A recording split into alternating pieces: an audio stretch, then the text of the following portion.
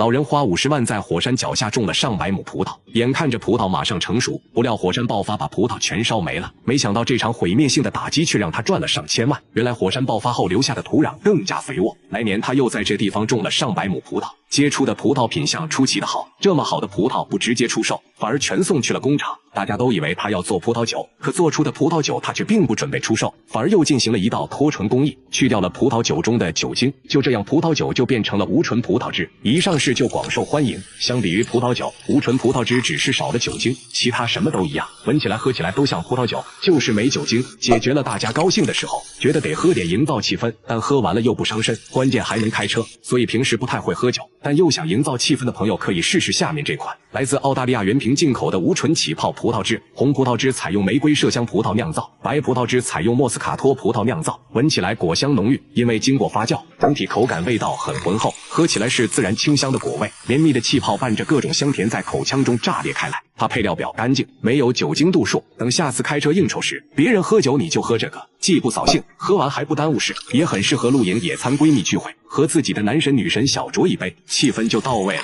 关键这款进口无醇葡萄汁价格不贵，一瓶就有750毫升，没喝过的朋友左下角真的可以带2瓶尝尝。男孩每天带母鸡上学，母鸡会乖巧地趴肩膀上听课，听懂了还会打鸣。男孩上课走神，鸡还会给他一口。男孩每天会带不同品种的母鸡，同学们也都见怪不怪了。今天这只鸡因为打篮球受伤，所以要带在身边时刻照顾。他对鸡的痴迷程度无人能及，家里竟然还有个养鸡场，各种稀奇品种都有，有来自荷兰的昆鸡，看发型就知道这只鸡已经2岁半了。据说一只能卖1000万韩元，因为这鸡真的会 rap， 不信你听。Better come correct. Bring the beat back. That ass girl, that ass girl. 这只是来自日本的战斗机，没啥才艺。这只看起来很有自信的鸡是来自马来西亚的，喜欢拿鼻孔看人。还有来自印度的巨鸡，和普通的鸡一比，确实大了很多。这只纹龙画凤的是来自英国的矮脚鸡，家里一共有30多个品种的鸡。记者忍不住问他最喜欢哪种鸡，他思考片刻，舔了舔嘴唇，说中国的大盘鸡。这里的鸡因为语言不通，经常打架。有的鸡5点打鸣，有的6点7点，这让他非常苦恼。不仅如此，他甚至还要给鸡理发，几刀下去，一个适合打篮球的发型就出来了。当鸡生病了，他立马又化身成医生。很难想象一个学生能身兼数职，鸟类专家来了都懵了，很多品种他都没见过，还要小学生给他一一讲解。专家表示真是大开眼界啊！此外，他还成功培育出了新品种，提高了鸡蛋的口感以及品质。专家在一旁都没敢说话，这些鸡被他养得像狗一样听话，随叫随到，走到哪跟到哪。尤其是这只名叫素坤的鸡，各位看官老爷们，我对天发誓，他真的是取的这个名字，不是我在瞎掰呀。最后大家都想知道为什么会如此沉迷于养鸡。他说自己本身就很喜欢篮球，所以爱屋及乌，就喜欢上了鸡。我承认这个是我瞎掰的，下面是他原话，也不知道翻译的准不准。他还说自己梦想就是能在山上养鸡，让鸡自由自在的生活，因为听说跑山鸡口感比较好。他拿着一片白菜叶，对着洗洁精连按了3次，然后把挤出来的洗洁精小心翼翼地包在白菜叶里，直接塞进了嘴里。节目组的人都看呆了，但这只是他的开胃菜而已。随后他又挤出来1勺洗洁精，他又要干什么？只见他把1勺洗洁精都加入鱼汤里，搅拌搅拌，那小味滋一下就上来了，直接开灶。这个吃完真的能吐泡泡啊！节目组想尝试一下，然后就一位客打进贝拉万斯。所以他为什么要吃洗洁精？奶奶说他不能吃肉之类的高脂肪食物，如果要吃的话，就必须先吃洗洁精，清洁一下油脂。我是服了，这都是什么脑血栓想法啊！不过话说回来，吃洗洁精对他的身体真的没伤害吗？洗洁精厂家表示，如果误食洗洁精的话，轻则住院，重则开席，连肖恩都救不了你。这时奶奶缓缓说出一个令人心酸的故事。奶奶年轻的时候工作繁忙，得了胃病，根本没时间去医院。偶然间她不小心吃下了洗洁精，没想到啊，竟然缓解了胃部疼痛，于是就开始一直吃洗洁精了。接下来正常流程，她被节目组带到医院做检查，经过一系列的检查后，医生表情凝重，由于长期吃洗洁精，她的肠胃功能已经受到了严重损伤，医生建议必须停止吃洗洁精。奶奶听后表情也凝重起来，那我以后还怎么吃肉啊？医生说可以通过药物来缓解症状。随后奶奶从药店买了药，信誓旦旦的保证说以后不会再吃洗洁精了。2周后，节目组去奶奶家做回访，想看看她身体恢复的怎么样。万万没想到奶奶真的恢复了吃洗洁精。没办法，节目组又给奶奶进行了一番科普，让她用药代替洗洁精。1个月后，节目组再次回访，这次奶奶露出了笑容，说她现在已经习惯吃药了，不再吃洗洁精了。为了庆祝奶奶戒掉洗洁精，节目组准备了一份炸鸡，现在她可以放心的吃肉了。话说，这位奶奶年龄小，不懂事，乱吃也就算了，但是下面这位81岁的奶奶就过分了。81岁的奶奶把眼药膏挤在勺子上，先喝口温水，然后就把眼药膏送进了嘴里，随后又取出假牙，牙槽里也要挤上满满一条，完事再戴起来。奶奶说这种感觉非常 gay， 她是不是对眼药膏有什么误解啊？看了这种奇葩操作后，节目组好奇地问她，你拿眼药膏还会做什么？奶奶说，眼药膏嘛，除了不用在眼睛上，哪里都能用啊，比如脖子酸痛了就可以抹上一点，活血化瘀，疏通经脉，而且脚上也可以用，治脚气一绝，今天涂明天好。不仅如此，眼药膏在手，奶奶都不需要唇膏和护手霜，实在是居家旅行必备良药。她这样使用眼药膏已经10年了。节目组问她吃眼药膏是种什么体验，她说入口绵柔，回味甘甜，总结来说就是不好吃。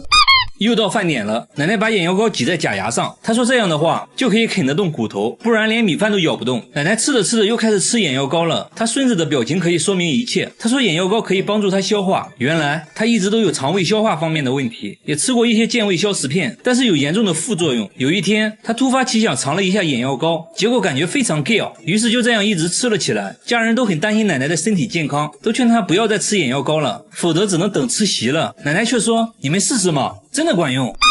最后没办法，奶奶被家人带到医院做检查，一番检查下来，医生明确说道，眼药膏不是万能的，不仅不能帮助她，我们还发现眼药膏引发了食道炎，所以必须停止吃眼药膏。听到这些后，老太太终于决定不会再吃眼药膏了。要说吃眼药膏比较奇葩的话，下面这个奶奶表示不服。70岁的奶奶打开一罐可乐，一口气全部喝掉，然后满意的打个嗝，这是她最享受的时刻。她说可乐是她的灵丹妙药，生病的时候喝可乐，织毛衣的时候腰酸背痛喝可乐，唱歌唱累了也会喝可乐。采访人员说，最近一直熬夜剪片子，感觉很累。奶奶却说，那赶紧整一瓶可乐呀，困了累了喝可乐嘛。她家里到处都塞满了可乐，像这样的罐装可乐，她每天都要喝10罐。40年里，她喝了15罐可乐，这相当于一个游泳池的量。她太爱喝可乐了，即使不吃饭也要喝可乐，喝完可乐横扫饥饿，然后满意的打上一个嗝。但是她也是有原则的，那就是只喝常温可乐。她在被子里摸索了一下，就掏出了一罐可乐，说自己喜欢打嗝，只有常温可乐可以使自己打嗝，所以她的可乐从来不放冰箱里。节目组想测试一下，是不是冰可乐真的不会打嗝。奶奶也很配合，一口气干了冰可乐。喝完后，奶奶连连摇头，说这感觉不对。然后奶奶又喝了一罐常温可乐，然后那么她是从什么时候开始喝可乐的？原来40年前，丈夫和2个孩子意外去世，这对她打击很大。在那段痛苦的日子里，是可乐给她的生活带来了一丝安慰。喝了40年的可乐，那么她身体状况还好吗？她被节目组带到医院进行全面检查，医生发现她患有严重的胃溃疡，很多溃疡面都是反复发作。听到诊断结果后，奶奶不禁担忧起来。医生说不用过分担心，只要积极接受治疗，戒掉可乐就会慢慢康复的。最后她和节目组拉钩保证，以后会慢慢戒掉可乐的。那就祝她早日康复吧。好了，我是月贝，关注我，每天一个迷惑行为大赏。他每天都要吃牙签，吃饭要先摆上3盒牙签，一根牙签就着1口米饭，500根1盒的牙签，每天3盒就是1500根，直接成了他的主食，边吃还边笑。好吃，特别好吃，比柚子香。打牌的时候就当成零食吃，一根根往嘴里塞。床头也放满了牙签和一次性筷子，方便看电视的时候吃。逛街的时候，她甚至连扇子都想尝一尝。最急的人是她老公，怕她吃死了，也试图阻止她，但她根本不听，反而还认为正是牙签救了她的命，这又是为啥？她也不解释。现在还变本加厉，觉得牙签不过瘾了，直接吃起了筷子，说筷子吃着有嚼劲，口感也比牙签好。她老公真的害怕了，切了点水果让她改善一下，她看都没看，直接丢在一边，对着托盘口水直流，要让老公把托盘劈了给她吃。老公都要疯了，这玩意能吃吗？这个时候绝对不能再惯着她了。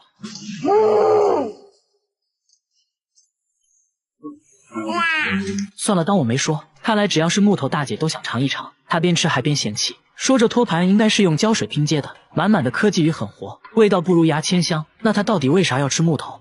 真的是奇怪。大家又给她找来了一堆木制品，大姐一尝，这不还是科技与狠活吗？都是用油漆刷过的，一点都不好吃。总结下来还是牙签好吃。就在这时，她终于告诉了大家吃牙签的原因。原来她之前患有严重的胃病，有天痛到无法忍受，莫名其妙吃了一根牙签，没想到胃里一下就不痛了。从那以后，只要胃疼就会吃牙签。竟然还慢慢吃上瘾了，宁可不吃饭也要吃牙签。大家现在都想知道她身体真的健康吗？一旁的老公终于讲话了，说带她去医院检查过，胃病真的好了，身体啥毛病没有。现在他们的问题就是牙签很贵，吃不起了。为此街坊邻居都来支持，纷纷送上牙签。不得不说大姐的牙口真好，真是大千世界无奇不有啊！大家千万不要模仿哦。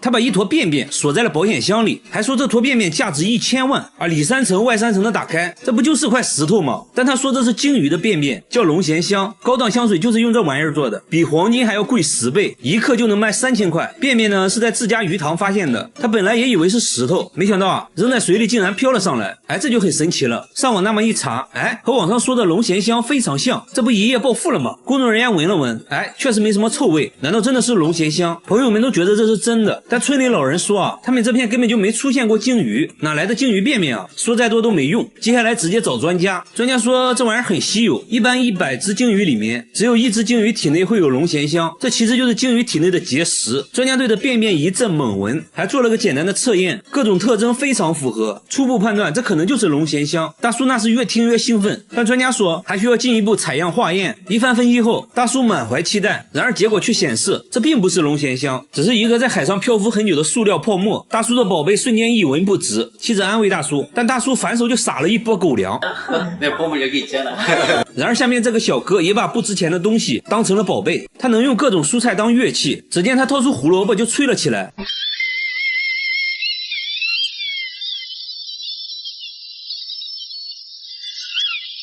工作人员还是不相信啊，他也不废话，直接啃了一口。不仅如此，什么红薯、山药、西葫芦、土豆，甚至大蒜都可以吹出曲子。而且用蔬菜当乐器的好处就是饿了能直接吃。接着用西兰花又吹了一曲，还用山药做的乐器吹了一个。然而把蔬菜做成乐器也不容易，首先就要保证蔬菜的新鲜程度。在冰箱拿出一根硬邦邦的萝卜，先用工具把萝卜掏空，然后在表面打孔，每一步都要非常小心，还要不断测试音准，一点点调整孔洞大小。节目组决定升级挑战，拿来了西瓜、鸡蛋和大葱。小哥轻蔑一笑，就这，手起刀落就把3样食物变成了笛子。没想到还都吹响了。现在有个问题就是乐器的保鲜时间太短，一旦蔫了，音色就不纯正了，一般用完就要被妻子拿来做成菜，或者打成蔬菜汁喝掉，因此每天都要重新买新鲜蔬菜，这成了一笔不小的花费。他现在呢已经到了痴迷的程度，甚至在工作中也要做乐器，拿着一颗洋葱就开始制作，同事都被震撼到了。不过要说奇人，那还是得看下面这位大叔，他能在头发丝上刻100个字。只见他先把头发固定起来，接着用微雕刻刀在上面刻字，最后呢给头发上个色，文字在显微镜下就显现出来了。不仅如此，他还可以在沙地上刻字，也能在5厘米的石板上写一部千字文，这可不是一件简单的事，他需要2年才能全部完成，期间还要更换20多种刻刀，比硬币小很多的铁块上也能刻800多个字，相对来说在小米粒上刻字就显得简单多了。大叔说头发上刻字很考验人的耐性，刚开始做的时候刻了100多根头发，1年下来呢只成功了2根，为此自己头发日渐稀疏，现在都是用别人的，见到别人都是先看头发，黑长直是他的最爱。他现在还开了头发展览，小朋友都看傻了。大叔目前只能在头发上写1行字，还说希望以后可以在头发上画一幅清明上河图。下面这个奶奶虽然没有大叔厉害，但也值得一看。90岁的奶奶经历过车祸后，腰板竟然变直了，之前在家里走路都要扶着墙，墙上还留下了一道痕迹，现在呢上楼都不费劲，专家都表示不可思议。奶奶说出车祸后自己当时就懵了，什么都不记得，醒来就变成这样了，就很神奇。那就祝奶奶一直健康下去吧。好了，我是月贝，关注我，每天一个迷惑行为大赏。他把风油精涂在眼睛上，一天就要用掉1瓶，边涂还边笑，说涂完神清气爽。大叔随身都带着2瓶，家里到处都是风油精，看电视的时候涂，开车的时候涂，半夜也要涂1次。最急的人是他老婆，怕他涂死了，而他自己却说自己根本离不开风油精。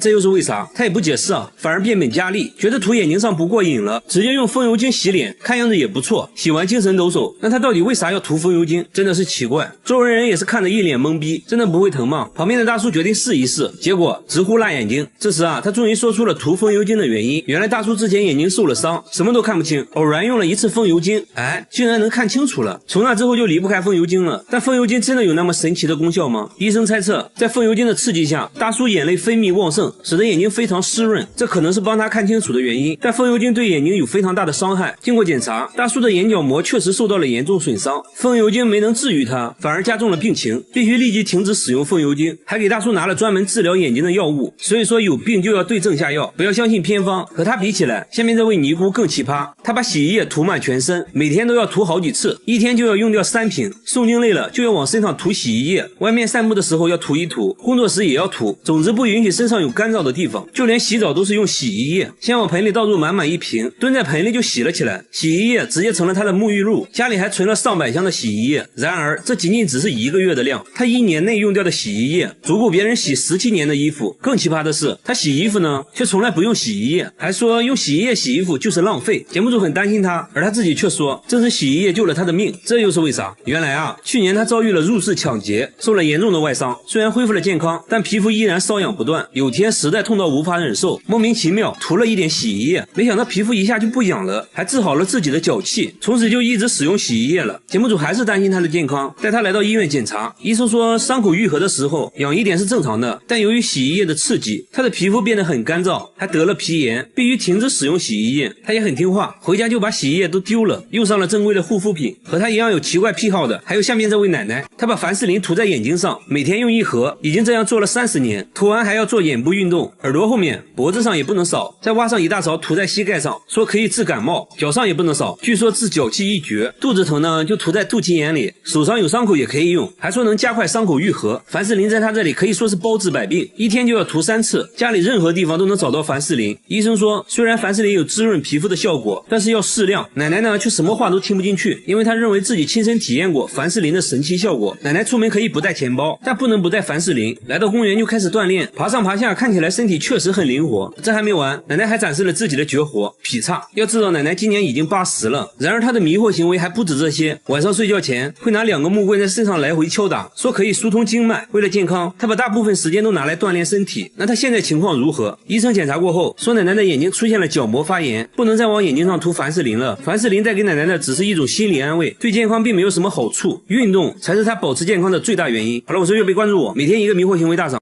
大妈一辈子都没出过汗，39度的气温下跳绳1小时，头上一滴汗都没有。节目组在屋顶铺了一层锡纸，温度瞬间达到了45度，大妈躺在上面就开始享受日光浴了。就这样足足烤了2个小时，大妈都被烤成了3分熟，但还是一滴汗没有。她还说一点都不热，甚至感觉有点冷。节目组又带大妈来汗蒸，汗蒸房现在65度，没一会儿，同行的大妈已经大汗淋漓，她却一点反应没有，还说温度能不能再高一点。周围人都看呆了，露出了一副没见过世面的样子。1小时后做个对比，大妈的额头还是一滴汗没有。大妈说小时候家里穷啊，一天饿3顿的，根本没关注过出汗这件事。结婚后呢，丈夫又死得早，她成了家里顶梁柱，更没时间关心自己了。现在孩子们都大了，不用自己操心了，她想要体验一下出汗的感觉。节目组带她来医院检查，医生想要确认下大妈是否真的不出汗，在她手上涂了一种遇到水就会变成紫色的液体，又撒上了一些白色粉末，接着放在烤灯下面烤了1个小时后，结果手指纹路上都变成了紫色，说明大妈还是会出汗的，只是量比较少。医生说出汗少其实对身体健康没太大影响，这些大妈也放心了，原来自己和正常人一样，也还是会出汗的。然而下面这位小姐姐的情况和大妈完全相反，她10分钟就会出1斤汗，双手就好像刚洗完一样，腋下每时每刻都湿漉漉的，甚至会有汗珠从腋下流出来。节目组做了个测验，不到1分钟，汗水以肉眼可见的速度冒了出来，甚至直接滴了下来。看恐怖片的时候，那双手简直成了水龙头，被子都湿透了一大片啊，这就很夸张了。他不得不带着一块毛巾随时擦手，这给他的生活带来了很大困扰。想吃零食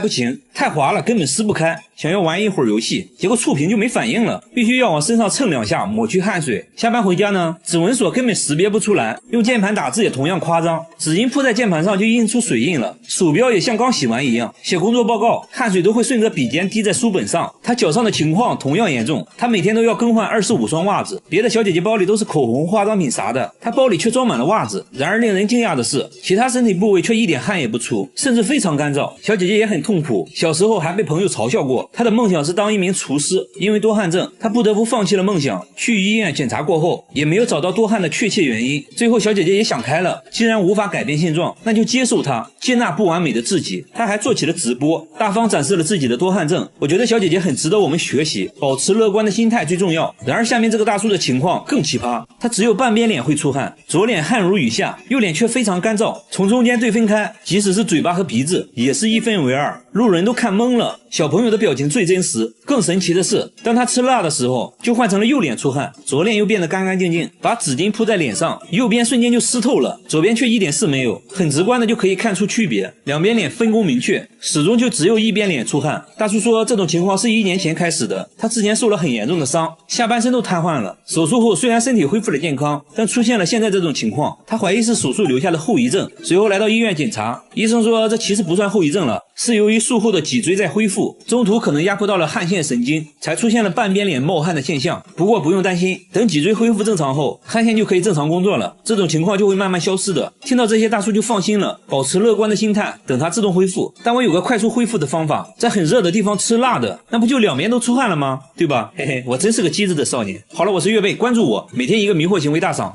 加水搅拌一下，端起杯子一口就给干了，剩下的渣渣也不放过，搅拌一下又干了，一杯不过瘾，接着又泡了一杯，那小味的一下就上来了，他甚至连汤汁都要喝掉。牙膏在他手上除了不刷牙以外，什么都能做。洗澡就把牙膏当成沐浴露，而且必须要用薄荷味的，把牙膏涂满全身后，还要做个日光浴促进吸收，最后又挤了半管牙膏洗头。这一套下来就用光了3支牙膏，大叔却表示自己已经很省了。至于为啥要吃牙膏，但是他真的康复了吗？医生给出了不同的说法，牙膏中的化学成分已经严重损伤了他的喉咙，皮肤状况也非常差。大叔之所以感觉良好，都是因为薄荷味牙膏带来的清爽错觉而已。他每天戴着头盔睡觉，虽然不舒服，但不得不这样做，因为他家猫是个流氓，每天晚上往他脸上撒尿，看到主人熟睡后，悄咪咪蹲在旁边，直接往脸上呲。关键这猫有时候还上火，那味道简直了，主人很是崩溃。为啥这只猫会有2副面孔？白天明明很温顺，为啥到了晚上就往自己脸上撒尿呢？主人也尝试过很多办法，甚至还打过他，都无济于事，实在没招了，他决定戴着头盔睡觉，因为实在不舒服。刚睡了一会就把头盔摘掉了，这就让小白逮到机会了，悄咪咪凑上来，深情地看着主人，确认主人睡着后，情不自禁的就往脸上呲。主人再次被叫醒，对小白一阵数落，医生也被小白的迷惑行为给逗乐了。仔细观察后，医生认为这可能是小白的一种沟通表达方式，一直对主人撒尿，可能是因为主人一直没能理解他的需求。那小白到底想给主人说什么呢？医生观察后说，因为主人家里宠物众多，小白的生活空间被压缩得很小，而且他还是个社恐猫，所以经常会独自蜷缩在角落，一直撒尿是在表达自己对周围环境的不满意，但并没有引起主人的注意。但当他往主人脸上撒尿时，会立刻得到回应。他希望通过这种方式让主人理解自己。医生的建议是给小白单独做个新家，让他有个相对自由放松的生活环境。看得出来小白对新家非常满意。那现在他还会对主人撒尿吗？当天晚上等主人睡着后，小白又悄咪咪来到主人身边，但这次没有撒尿，深情地看着主人，好像在说，主人你终于懂我了。已经严重损伤了他的喉咙，而且他的皮肤也出现了一些不好的症状。医生建议必须尽快停止食用牙膏。那大叔会听从医生的建议吗？只见大叔转身来到厕所，直接把随身携带的牙膏水倒掉了。他该不会是有什么大病吧？医生说他的嗅觉功能比普通人低 20%， 所以他对于辛辣感觉不敏感。那他真的健康吗？通过验血以及胃镜观察，医生发现他有严重的胃溃疡。然而下面这个男人看了上面2人后讲话了，你们能不能和我一样吃点正常人吃的东西啊？他从口袋里掏出一包白色粉末，接着往菜上来1勺，米饭上加1勺，这1勺勺白色的粉末正是味精。周围人都看呆了，他却说味精是世界上最得力歇斯的。又到饭点了，1勺、2勺、3勺，汤里最少要加3勺味精，米饭也要来2勺，那小味儿滋一下就上来了。他吃得津津有味，酒足饭饱喝点水，是的，水里也要加1勺。话说真的有那么好吃吗？同事决定尝一下。一杯壳打进杯，拉完屎。他不仅吃饭时要加大量味精，就连车里都藏了一大包。工作间隙，他用手指蘸上一点当零食吃。那么他是什么时候开始吃味精的呢？大叔说那是38年前的一个夜晚，自己喝醉了，原本想去厨房给自己弄一杯糖水，结果迷迷糊糊中错把味精当成了白糖。没想到啊，他打开了味觉新世界，彻底爱上了这种味道。大叔还说味精非常解渴，吃完整个人都精神了，一口气上5楼不费劲。他每天都要吃15勺味精，也就是200克，每个月就是6000克，一年就是72000克，38年就是2.7吨。这么说大家可能没什么概念，这相当于30个大叔加起来的重量。所以现在的问题就是它真的健康吗？大叔说自己患有一种罕见的疾病，已经有20年了。为了控制病情，他不得不截肢了手指。很多发现得这个病的人，过不了多久就去世了，而自己却没有事。他认为是味精帮助了自己，控制了病情恶化。按照节目流程，他也被带到医院做检查。医生说他有严重的胃病，由于味精的大量摄入，也导致了糖尿病，所以他必须马上停止吃味精。大叔最后也明白了，味精带给他的只是一种心理安慰，并不能改善他的病情。他决定以后会慢慢戒掉味精。那最后就祝大叔早日康复吧。好了，我是月贝，关注我，每天一个迷惑行为大赏。这只狗有2副面孔，在外面活蹦乱跳的，回家就变成了木头人，而且只要看到地毯，它就会转头倒着走。主人也不知道它为什么会这样，一旦遇到地毯，走路就变得很奇怪。地毯对它好像有种神奇的魔力。大家决定去掉地毯，看它有什么反应。小白像往常一样倒着走向地毯，可等他转过头，直接懵了。卧槽，我地毯呢？这下小白进退两难，直接不会走了。大家都觉得奇怪，明明在外面都很正常，不论什么样的路面都不会倒着走，为啥一接触家里的木地板，立马好像变了一个狗，忘记了怎么走路？专家观察后认为，之前在地板上肯定发生了一件让他恐惧的事情，猜测可能是他在地板上滑倒过受了伤，为了克服恐惧才会选择倒着走。为了验证猜测，大家带他来到医院，果然发现他膝盖骨脱位3级，简单来说就是骨头有轻微脱臼，只是他平时没有表现出来而已。回到家，主人给他准备了专门的垫子，小白这次没有倒着走，开心的顺着垫子来到主人面前。主人又在地板上放大量垫子，和地板错落摆放，使用脱敏疗法，让小白慢慢摆脱对地板的敏感程度。经过长时间的训练，小白终于恢复了正常。